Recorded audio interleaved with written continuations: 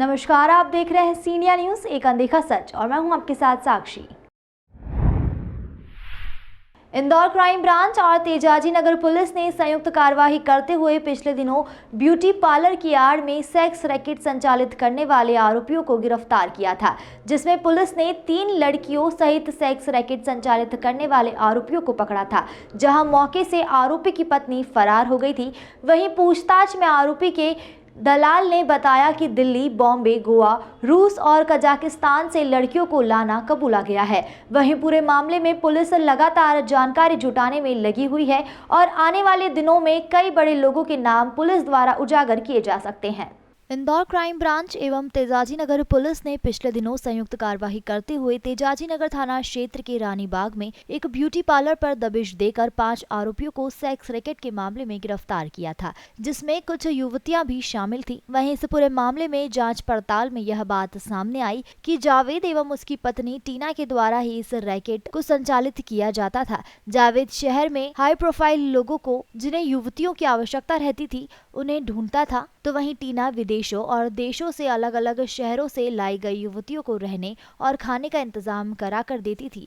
वहीं अभी तक जावेद और टीना ने मिलकर शहर में कई हाई प्रोफाइल लोगों को कई विदेशी युवतियां उपलब्ध कराई है। वहीं कई विदेशी युवतियां भी इस दंपति के संपर्क में थी। वहीं अभी तक दंपति के द्वारा रशियन एवं कजाकिस्तान की युवतियां को इंदौर लाया जा चुका है और जो भी युवतियां एक बार यहां आती थी, उसके बाद वह वापस चली जाती थी। उसके बाद वहां से नई युवतियों को जावेद के द्वारा बुलाया जाता था। वहीं इस पूरे मामले में जावेद से पूछताछ की जा रही है कि वह विदेशों के किन एजेंट से संपर्क में था। इसके बारे में जानकारी पुलिस द्वारा जुटाई जा रही है और साथ ही पुलिस को इसके पास से एक डायरी भी मिली है, जिसमें हाई प्रोफाइल कारोबारियों की जानकारी के साथ ही युवतियों के बारे में भी कई तरह की जानकारी मिली है। वहीं विदेशी युवतियों के रेट के बारे में भी इसमें जानकारी लिखी हुई है और बताया जा रहा है कि रशियन व अन्य जगह की युवतियां एक बार के तकरीबन 1 से 1.5 लाख रुपए लिया करती थी। वहीं इंदौर और आसपास दिल्ली, गोवा, मुंबई सहित अन्य जगहों की युवतियों को यह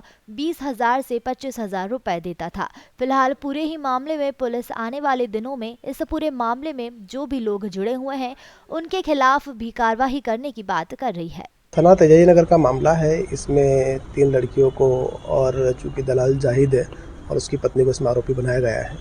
अभी तेजाजी नगर पुलिस इस मामले में तफ्तीश कर रही है कहाँ से लड़कियों को बुलाया जाता था और कहाँ पर भेजा जाता था और जाहिद का इसमें क्या भूमिका थी, ये अभी जांच का विषय है। तो इस मामले में भी तफ्तीश जारी है। सर, जो उसकी पत्नी है टीना उसका कुछ रोल सामने आया है कि किस तरह से वो महिलाओं को या उनको? टीना का काम मुख्यतः लड़कियों को मैनेज करना, उनका खाना देखना, उनको रहने की व्यवस्था देखना, ये सारे काम टीना देखती थी।